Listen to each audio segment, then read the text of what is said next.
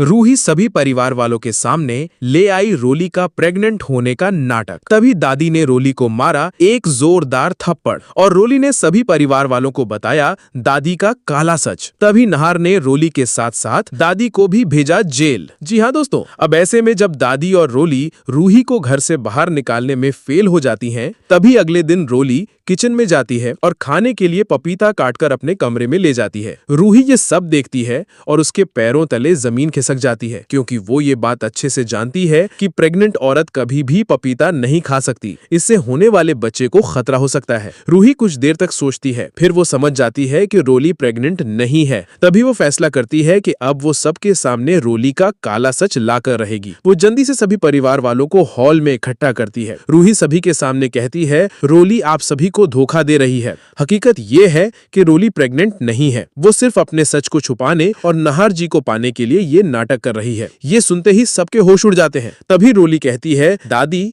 ये रूही आपसे झूठ बोल रही है। ये नहीं चाहती कि मैं इस घर के चिराग को जन्म दूं। आप इसकी बातों में मत आइए। रोली रूही से पूछती है, क्या तुम्हारे पास सबूत है कि मैं प्रेग्नेंट नहीं हूँ? रूही कहती है, हाँ, मैंने तुम्हें पपीता खाते हुए देखा था और एक प्रेग्नेंट औरत कभी पपीता नहीं खा सकती। ये सुनकर रोली के चेहरे से हवाइयां उड़ जाती हैं। वो घबरा जाती है और कहती है, दादी मुझसे गलती हो गई, मुझे याद नहीं रहा कि प्रेगनेंसी में पपीता नहीं खाते। दादी रूही से कहती है, अगर तुम्हारे पास कोई और सबूत है तो सामने लाओ। रूही कहती है, जी दादी, और सबके सामने रोली की असली प्रेगनेंसी रिपोर्ट निकालकर दिखाती है। वो कहती है, रोली ने डॉक्टर को पैसे देकर फर्जी पॉजिटिव रिपोर्ट बनवाई थी। सब लोग रिपोर्ट देखकर हैरान रह जाते हैं, लेकिन रोली अब भी मानने को तैयार नहीं होती। वो चिल्लाकर कहती है, मैं सच में प्रेग्नेंट हूँ। ये रिपोर्ट जो रूही दिखा रही है वो नकली है। अब दादी का धैर्य टूट जाता है और वो एक बड़ा फैसला लेती है। दादी कहती हैं, अब दूध का दूध और पानी का पानी होगा। दादी तुरंत डॉक्टर को फोन करती हैं और कहती हैं, आप अभी घर आइए और मेरी बहू का प्रेगनेंसी टेस्ट कीजिए। हमें सबके सामने सच्चाई जाननी है। कुछ देर बाद डॉक्टर घर आता है और रोली का टेस्ट करता है। पूरा परिवार सांसें रोके खड़ा होता है। कुछ देर बाद डॉक्टर रिपोर्ट लेकर सबके सामने आता है और कहता है,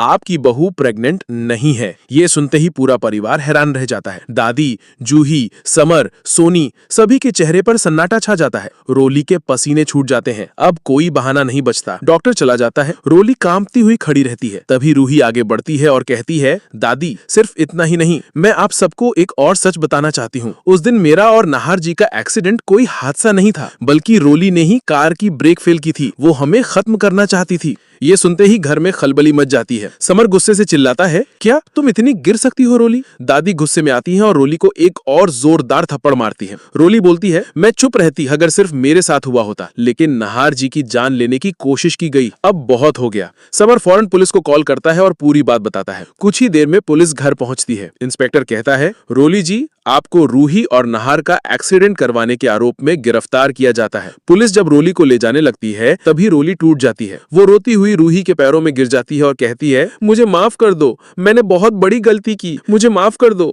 लेकिन रूही पीछे हट जाती है और कहती है, माफी तब दी जाती है जब पछतावा सच्चा हो। तुमने नहार की जान को खतरे में डाला, ये माफ नहीं किया जा सकता। तभी रोली कहती है, इंस्पेक्टर साहब, अगर आप सच में इंसाफ चाहते हैं तो दादी को भी गिरफ्तार करें। उन्होंने हर कदम पर मेरा साथ दिया, मुझे उकसाया। रूही पर हमला करने के पीछे भी उन्हीं का दिमाग था। ये सुनते ही दादी को जोर का झटका लगता है। वो कुछ बोल नहीं पाती। इंस्पेक्टर कहता है, हमें सबके खिलाफ कार्रवाई करनी होगी, और पुलिस दादी को भी गिरफ्तार कर लेती है। अब रोली और दादी दोनों पुलिस की गाड़ी में बैठाकर ले जाए जाते हैं। पूरा घर खामोश हो जाता है। रूही खड़ी होकर सबको देखती है। एक लंबी लड़ाई आखिर खत्म हो चुकी है। नहार उसका हाथ पकड़ता है और मुस्कुराता है। दोनों की आंखों में सुकून होता है। रूही कहती है, अब कोई झूठ, कोई चालबाजी नहीं, बस सच्चाई और प्यार। नहार कहता है, अब हमारा परिवार फिर से एक होगा और मैं जल्द ही अपने बेटे रूहान को भी वापस लाऊंगा। तो दोस्तों, अगर आप भी चाहते हैं कि नहार को जल्द से जल्द उसकी खोई हुई यादें और उसका बेटा रूहान वापस मिल जाए, तो इस वीडियो को लाइक करें, चैनल को सब्सक्राइब करें और कमेंट में लिखें, आई सपोर्ट नहार। और अगर आप अपने परिवार के लिए एक अच्छा बीमा लेना चाहते हैं तो कमेंट करके जरूर बताएं। मैं जल्द ही एक फुल डिटेल वीडियो इस चैनल पर अपलोड करूंगा।